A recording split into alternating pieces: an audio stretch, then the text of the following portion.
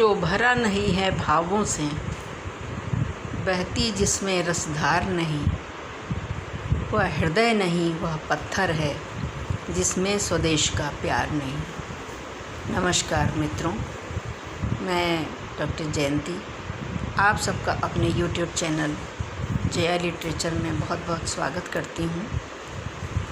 कल से जो तमाशा चल रहा है दिल्ली में, जो कृष्ण वस्त्रधारी लोग सड़कों पे बेतहाशा उद्दंडता मचाते, अनुशासनहीनता करते हुए जो घूम रहे हैं, उन्हें देखकर सच कहूँ तो मेरा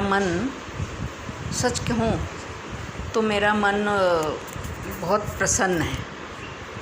अब आप कहेंगे कि कुछ लोग परेशान हो रहे हैं और आप जो हैं प्रसन्न हैं, तो आप कैसी इंसान हैं?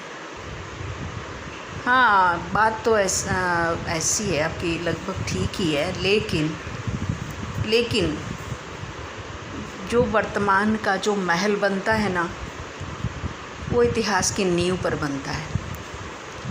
ऐसा कोई महल नहीं होगा जिसकी नींव ना हो और सिर्फ ऊपर बिल्डिंग ही बन जाए।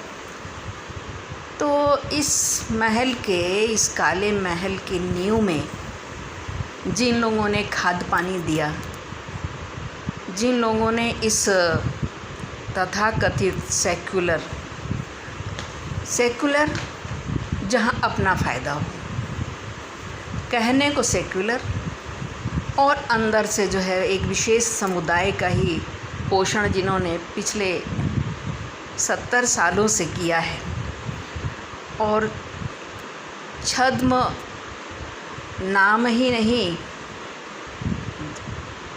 नाम तो चलिए कुछ भी रख सकता है इंसान, लेकिन अपनी जाति ही जिन्होंने बदल दी राजनीति के खातिर, एक प्रधानमंत्री के पद के खातिर, अपनी कुर्सी के खातिर, जिन्होंने देश का ही बंटवारा कर दिया। क्योंकि उधर श्रीमान जिन्ना प्रधानमंत्री बनने के लिए अड़े हुए थे, इधर माननीय नेहरू जी प्रधानमंत्री पद की जो कुर्सी है उससे 1 इंच भी पीछे हटने के लिए तैयार नहीं थे। ऐसी स्थिति में गांधी जी ने इतना बढ़िया फ़ैसला किया कि बस पूछिए मत।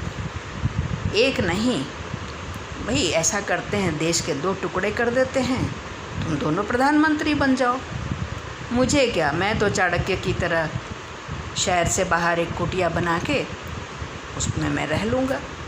वैसे ही मैं अहिंसा का पुजारी हूँ, ऐसे ही मैं महात्मा हूँ, लोगों में मेरी शाख जो है एक महात्मा के रूप में है, तो मुझे तो कुर्सी चाहिए नहीं। कहने का मतलब उधर इतिहास में थोड़ा सा मैंने जो है आपका ध्यान दिलाया कि किस तरह देश के टुकड़े हुए और जिन्होंने अपनी जाति बदल दी, जिनकी जाति का कुछ पता ही नहीं चलता है। मैं कहूँगी तो यही बात जो है विवादित बन जाएगी, लेकिन मैंने कोई नेहरू परिवार, इस परिवार के अलावा कोई नहीं देखा पूरे भारत में, ना देखा ना सुना। खैर चलिए, ये तो व्यक्तिगत बात है, इंसान कुछ भी अपनी जाति रख सकता है।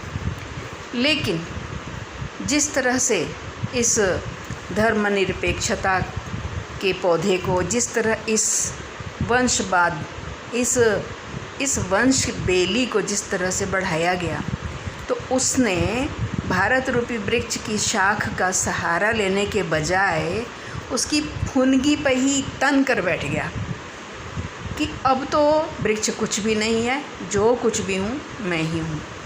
इसे इस सरल शब्दों में समझाऊँ तो कहने का मतलब ये है, वही वाली बात, इंदिरा इज़ इंडिया और इंडिया इज़ इंदिरा।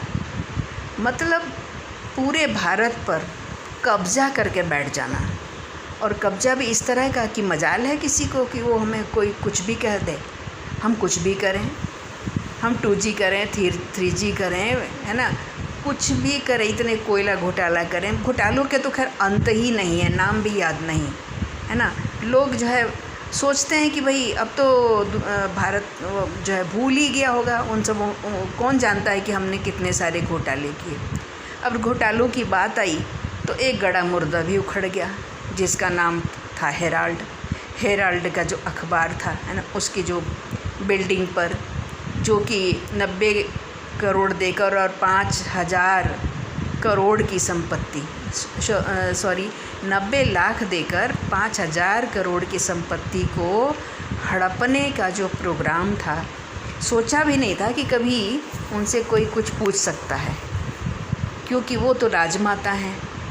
यहाँ तो जो है तानाशाही है, यहाँ तो कोई प्रजातंत्र है ही नहीं। और देखिए, सबसे इसका एक